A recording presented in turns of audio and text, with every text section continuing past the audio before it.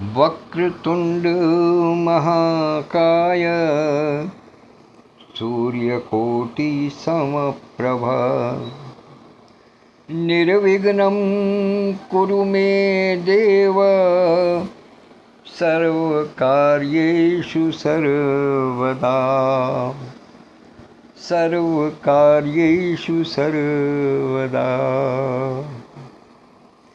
गजाननं भूतगणाधिसेवितं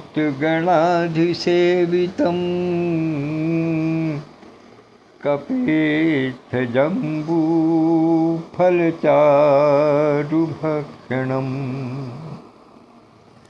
उमासुतं शोकविनाशकारकं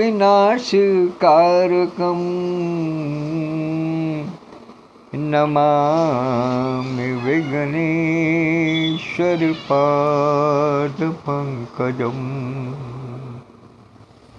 नमामि विघ्नेश्वरपादपङ्कजम्। ईश्वर की कृपा, छंदाधिपति श्री गजानन महाराज का शुभाशीष, उनका वरदहस्त जब तक न हो तब तक कोई भी कार्य न सफल हो सकता है, न कोई मनोरथ पूर्ण हो सकता है। इसलिए एक नई उपाधि मिलने के बाद आज अपने जन्मदिन वर्ष के संध्या में आपके समक्ष उपस्थित हुआ हूँ और चूँकि पहला वाचन है, इसलिए गजानन महाराज को विनती किया है। हृदयांगन साहित्यिक, सामाजिक, सांस्कृतिक और आध्यात्मिक संस्था के प्रमुख संरक्षक परमादरणीय आचार्य श्री कृष्ण द्विवेदी जी को चरण स्पर्श करते हुए उनसे आशीर्वाद की आकांक्षा रखता हूँ। और आकांक्षा क्या रखता हूँ, वास्तव में उनका ही आशीर्वाद है जो फलित हुआ है पिछले 10 तारीख को मुझे। और जो भी मुझे उपलब्धियाँ प्राप्त हो रही हैं हृदयांगन से जुड़ने के बाद में, वो सब आचार्य श्री की ही देन है। उन्हीं के शुभ आशीर्वाद का सुफल है जो फलित हो रहा है। उनको बारंबार सादर चरण स्पर्श करता हूँ। तत्पश्चात अभिवादन की श्रृंखला में स्मरण करूँगा संस्था के संस्थापक और राष्ट्रीय महासचिव आदरणीय श्री विधुभूषण त्रिवेदी जी, विद्या वाचस्पति जी को, संस्था की राष्ट्रीय अध्यक्ष डॉक्टर विद्युत प्रभा चतुर्वेदी मंजू दीदी को, संस्था के राष्ट्रीय उपाध्यक्ष डॉक्टर सत्यप्रकाश पांडे जी को, हृदयांगन वीथिका नामक पटल को मूर्त रूप प्रदान करने में अपनी महती भूमिका निभाने वाले आदरणीय श्री हरिवाणी जी को, संरक्षक मंडल के तमाम सभी सदस्यों को, समिति के तमाम पदाधिकारियों को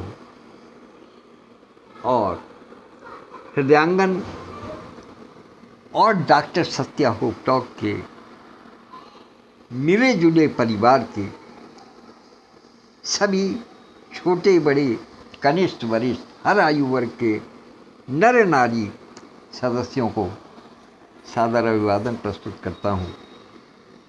और आज के विशेष दिन,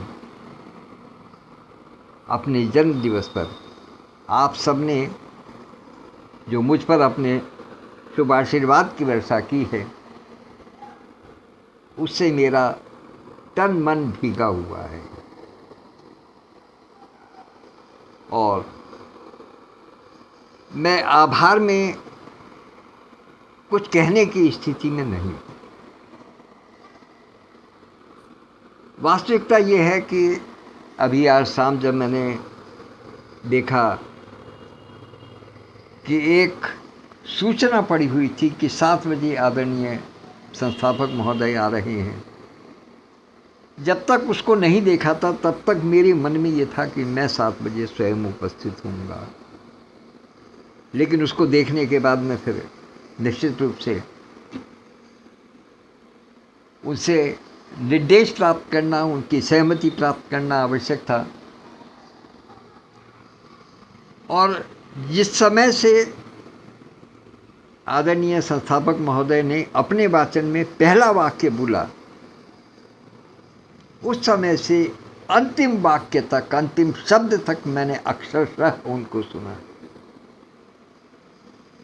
बड़ी विनम्रता के साथ मैं निवेदन कर रहा हूं कि यदि मुझे इस बात का तनिक भी एहसास होता, तनिक भी आभास होता कि आप इस विषय में अपना वाचन करने जा रहे हैं, तो संभवतः मैं अपने राष्ट्रीय संयोजक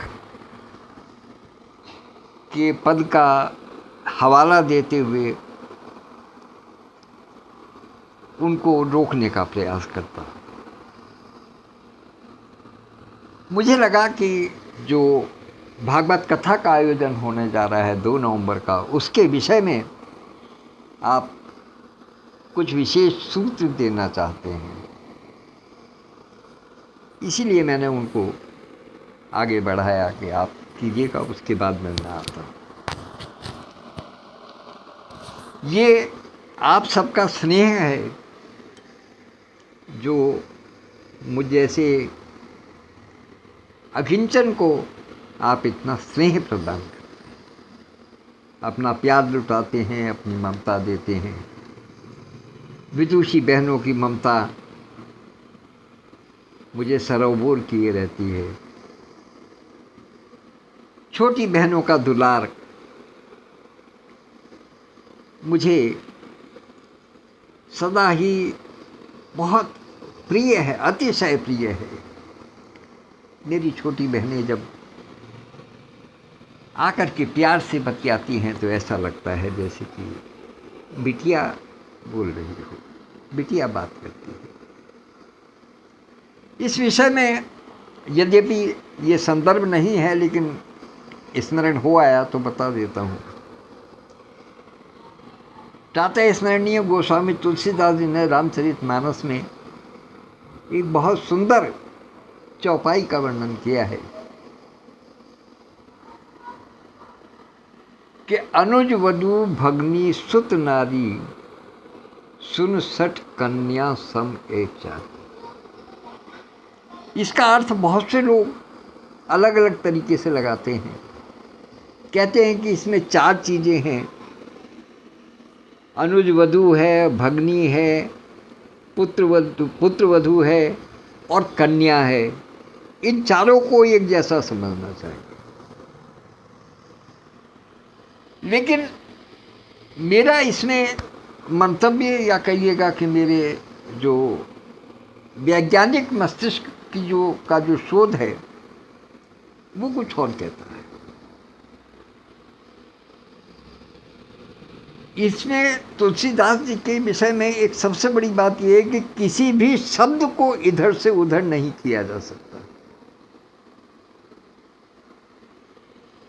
आपको ध्यान होगा जब अभी पीछे नवरात्रि बीते हैं, नवरात्र की अंतिम दिवस हम कन्या पूजन करते हैं।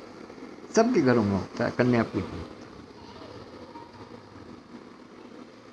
कन्या किसको मानते हैं मुझे बताने की आवश्यकता। कन्या एक ऐसी मासूम सी कली होती है जिसके लिए मन में श्रद्धा का भाव उपजता है, प्यार उमड़ता है, दुलार उमड़ता है। लेकिन अनुज वधु बड़ी स्त्री है, भगनी कोई आवश्यक नहीं है कि छोटी हो, बड़ी भी हो सकती है। सुत नारी बेटे की बहू निश्चित रूप से वो भी बड़ी है। लेकिन कहा कि इन तीनों के साथ में व्यवहार कैसा होना चाहिए एक बुजुर्ग का कि जैसे वो छोटी कन्या है, उनके प्रति प्यार दुलार बिल्कुल ऐसा ही होना चाहिए जैसे कि कन्या के समान, कन्या सम ए चारी, इन तीनों के साथ में कन्या के समान आचरण करना चाहिए। ये मेरा एक शोध है इस विषय में। तो इसलिए मेरी छोटी बहनें मुझसे बहुत बहुत लगाव रखती हैं, बहुत प्यार करती हैं। उन सब का आभार। और जो विक्रमशिला हिंदी विद्यापीठ ने जो उपाधि प्रदान की है, उसके लिए बधाइयों का तांता अभी तक लगा हुआ है और न जाने कब तक लगा रहेगा, क्योंकि ईश्वर ने कुछ ऐसी कृपा की है कि अब इन दोनों स्थानों से जुड़ने के बाद में पहुंच काफ़ी दूर तक हो गई। ये ईश्वर की कृपा है, इसमें मेरा कुछ नहीं है। मेरे पास कुछ नहीं है, मेरे पास जो कुछ है वो आप ही का है। और यदि मैं आज सही मायने में कहूँ तो किसी को अन्यथा लेने की आवश्यकता नहीं है। आज मैं आपको अपनी बात बताता हूँ कि मेरा शरीर नीरज कांत सूती का या भैया जी नीरज का जो वजूद है, वो पूरा वजूद डॉक्टर सत्या होपटॉक के मानंद है। लेकिन उस पूरे वजूद के अंदर एक हृदयांगन बैठा है अपने हृदय में। तो इसलिए दोनों का समावेश आपको यहाँ नजर आ सकता है।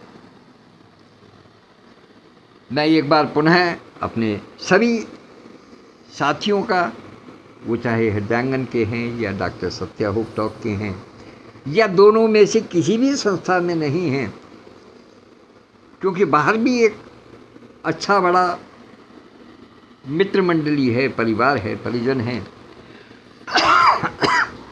उन सब ने जो मुझे स्नेह दिया है उसके लिए बहुत बहुत आभार व्यक्त करता हूँ। बहुत इस बात की संभावना है कि जितने मेरे पास बधाई संदेश प्राप्त हो रहे हैं फेसबुक पर, व्हाट्सएप पर, फेसबुक की ही संख्या इतनी अधिक है कि मैं जब जवाब देने के लिए बैठा तो फेसबुक ने मेरा मना कर दिया, कहने लगे आप अभी कमेंट नहीं कर सकते, आपके कमेंट ज़्यादा हो गए हैं।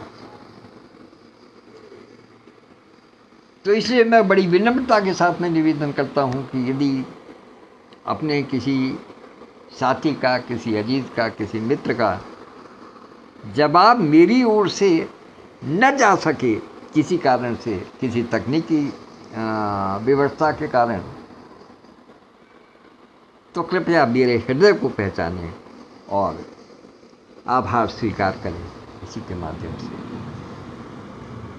ये तो सारी बात इधर हुई। अब मैं जो वास्तव में जो बात कहने के लिए आया था मैं वहाँ आता हूँ, उस पर उपस्थित होता हूँ। आज मैं आपको एक कहानी सुनाना चाहता हूँ। एक कथा प्रसंग में लेकर के चलता हूँ। लौकिक कथा प्रसंग है। और देखिए, कथा प्रसंग को सुनने के लिए मेरे साथ में इस समय आदरणीय संस्थापक महोदय, आदरणीय अध्यक्ष डॉक्टर विद्युत प्रभा चतुर्वेदी मंजू दीदी, छोटी बहन बिटिया स्वरूप बहन कविता बिष्ट, नेह, और एक बड़ी दीदी जिनका दिल से बहुत अधिक सम्मान करता हूँ, बहन अनुपम शुक्ला जी, आप सब उपस्थित हैं। तो मैं कथा प्रारंभ करता हूँ। कथा प्रसंग बहुत लंबी नहीं है, छोटी है, लेकिन मैं अपनी बात रखता हूँ। पहले ज़रा मैं ये देख लूँ कि अभी दीदी के आने में कितना समय है। अच्छा, 7:42 हो गए हो। तो मैं शीघ्रतापूर्वक अपनी बात रखूंगा। ये कथा है एक खुश लड़के की और एक समझदार बुजुर्ग की। एक लड़का था, गरीब परिवार से था, लेकिन वो हमेशा खुश रहता था, हर हाल में खुश रहता था। उसके पास कपड़े होते तो खुश था, नहीं होते तो खुश था, खाने को मिलता तो खुश था, नहीं मिलता तो खुश था, कुछ काम करने को मिलता तो खुश था, नहीं काम करने को मिलता तो भी खुश था, पानी पी करके रह जाता तो भी खुश था। वो हर हाल में खुश रहने वाला जीव था। एक दिन किसी ने उससे कहा कि तुम्हें कभी कोई कष्ट नहीं होता? कहने लगे नहीं, मुझे कोई कष्ट नहीं होता, मुझे कोई दुख है ये नहीं। तो उसने कहा अच्छा, एक बहुत ही शातिर किस्म के बुजुर्ग हैं, उनसे जाकर के मिलो तुम, वो शायद तुम्हें दुख का, कष्ट का मतलब समझा सके। अब कहते हैं कि जब मनुष्य एक से ही परिवेश में रहता है तो फिर उसको, जिसने दूसरा परिवेश देखा ही नहीं है, तो उसके मन में एक लालसा रहती है कि जो चीज़ पर्दे के पीछे है उसको, पर्दे को हटा करके देखना अवश्य चाहता है। वही उसके साथ में हुआ। वो लड़का निर्दिष्ट स्थान पर पहुंचा, वहाँ बुजुर्ग मिले। उनसे उसने कहा कि मुझे आपसे केवल यही मालूम करना है कि खुशी को कैसे समाप्त किया जा सकता है, मुझे दुख के दर्शन कैसे होंगे, मुझे कष्ट कैसे अनुभव हो सकता है, मैं तो हर हाल में खुश रहने वाला हूँ।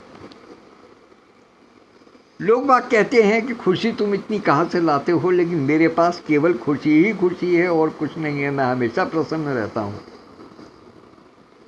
जिसको सत्य चित्त आनंद कहते हैं, हमेशा चित्त में सत्य का आनंद रहने वाला, वो निश्चित रूप से वो कभी दुखी नहीं हो सकता। तो उसने कहा मुझे कष्ट का कुछ पता नहीं।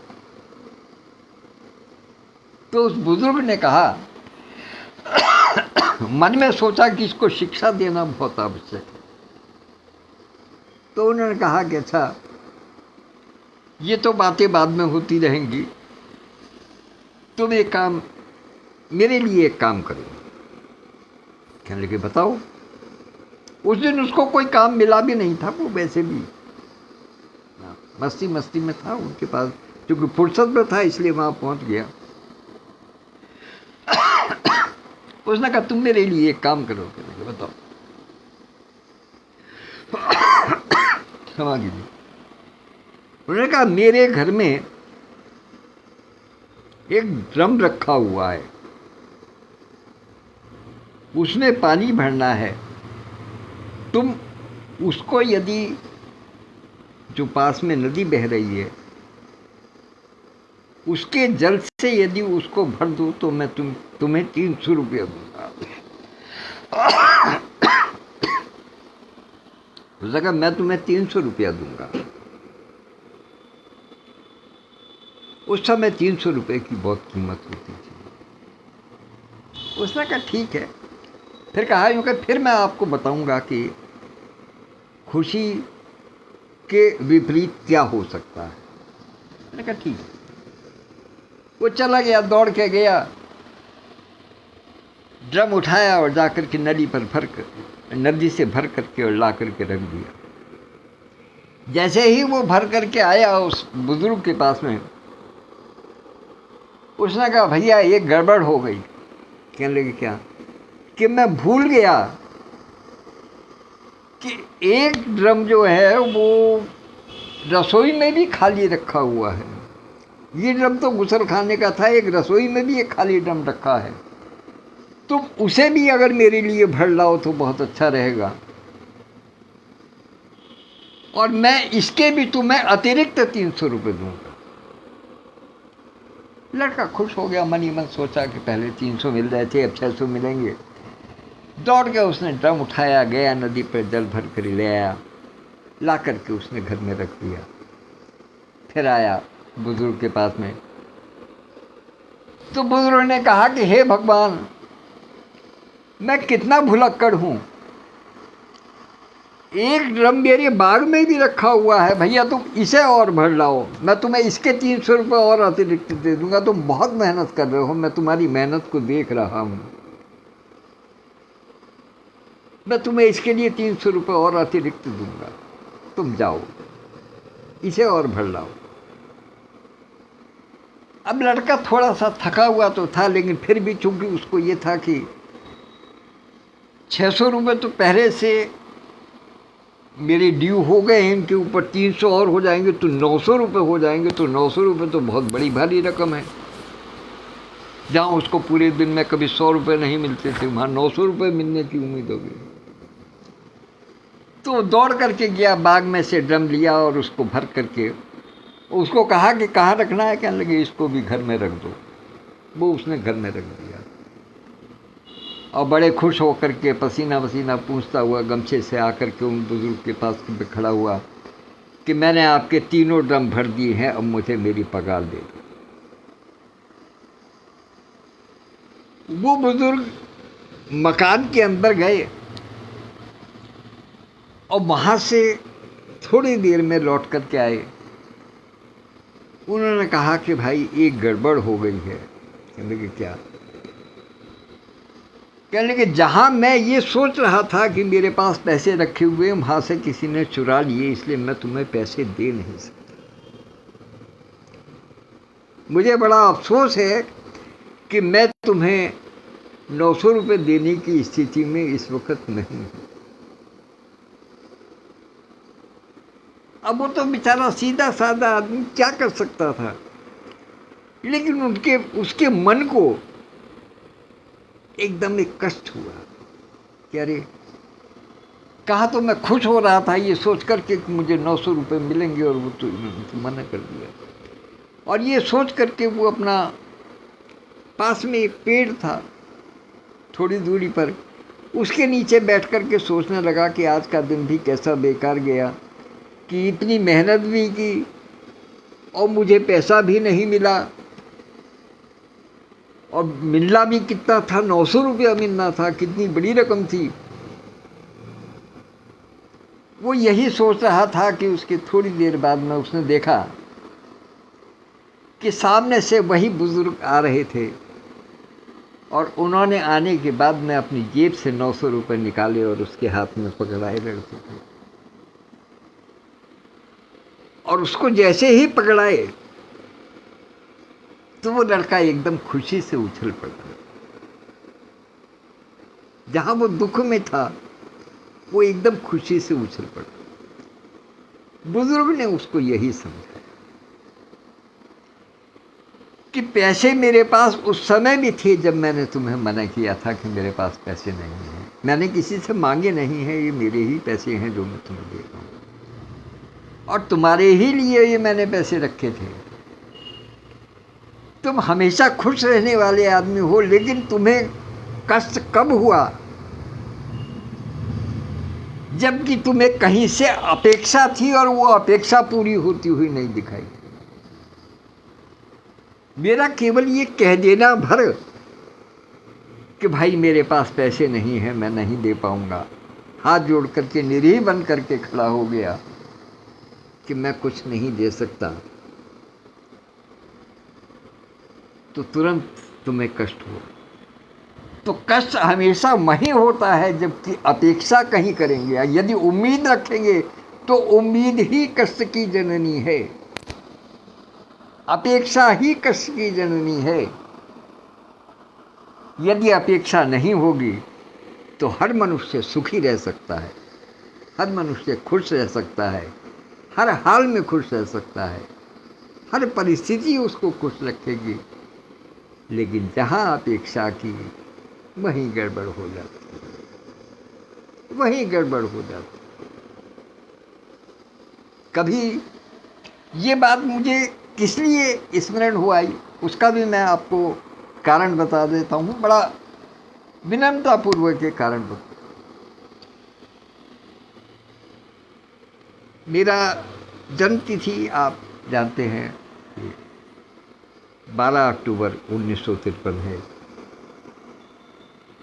और 2013 में जब 60 वर्ष हुए तो निश्चित रूप से मुझे अवकाश प्राप्ति का समय आया। और ये बैंक की सर्विस मेरी तीसरी सर्विस थी, अर्थात इससे पहले 2 सर्विस और कर चुका था। ये ईश्वर की कृपा रही और शुभचिंतकों का आशीर्वाद रहा कि इधर मैंने 18 वर्ष पूरे किए अपनी आयु के, और उसके 15 दिन बाद ही मेरी सेंट्रल गवर्नमेंट की नौकरी लग गई।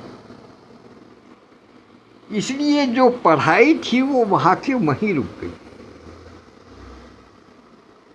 ग्रेजुएशन जो किया था विज्ञान से, उसके बाद में फिर कुछ नहीं पढ़ा,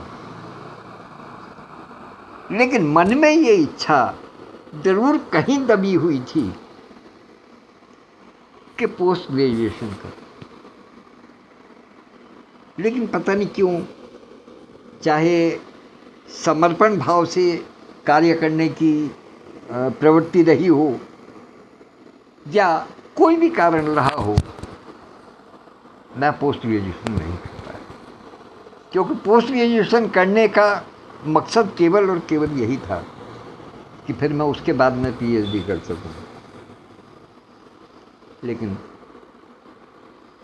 वो जो अपेक्षा उस समय की थी, वो जीवन भर मुझे सालती रही। और आज उस समर्पण भावना से किए गए कार्य और मित्रों की शुभकामनाएं, बुजुर्गों का आशीर्वाद और साथियों का, बहनों का दुलार, छोटी बहनों का दुलार, बड़ी बहनों की ममता, इन सब ने स्वतः वो मार्ग निकाल दिया कि आज आप सबके सम्मुख जो प्राप्त हुआ वो निश्चित रूप से कहीं मन में बहुत गहरे से बैठा हुआ था, और वो प्रतीक्षा आज। तो इसके लिए आप सब एक बार पुनः बधाई के पात्र हैं। इस कथा प्रसंग का चयन मैंने इसीलिए किया ताकि मैं आप सबको अवगत करा सकूं कि कहाँ से बात चलती है, कब चलती है, कैसे होती है, ये ईश्वर जानता है। ईश्वर ही आपकी सारी मनोकामनाएं पूर्ण करता है। उसके तरीके भिन्न भिन्न हो सकते हैं। एक बहुत पुराना शेर है, किसी ने कहा था, मुझे स्मरण नहीं है कि किसका है, कि मंजिल हर एक शख्स को पाना तो एक है, मंजिल हर एक शख्स को पाना तो एक है, रास्ते अलग अलग हैं, ठिकाना तो एक है। रास्ते अलग अलग हैं, ठिकाना तो एक है। तो चाहे किसी भी रूप में सही, लेकिन ईश्वर सबकी मनोकामना पूर्ण करते हैं, बशर्ते कि वो मनोकामना शुद्ध हृदय से, पवित्रता के साथ में, बिना किसी छल कपट किए, बिना किसी छल प्रपंच के, निश्चल मन होकर के की गई हो, तो निश्चित रूप से ईश्वर जो है वो उसको अवश्य पूरा करते हैं। इन्हीं शब्दों के साथ मैं अपनी वाणी को विराम देता हूँ। यद्यपि कहना तो कुछ और भी चाहता था, लेकिन आदरणीय अध्यक्ष महोदय का समय हो गया है, मैं जानता हूँ, तो इसलिए अब आपसे विदा चाहता हूँ। कल प्रयास करूँगा फिर कुछ और लेकर के आपके समक्ष। तब तक के लिए आज्ञा दीजिए। धन्यवाद, नमस्कार।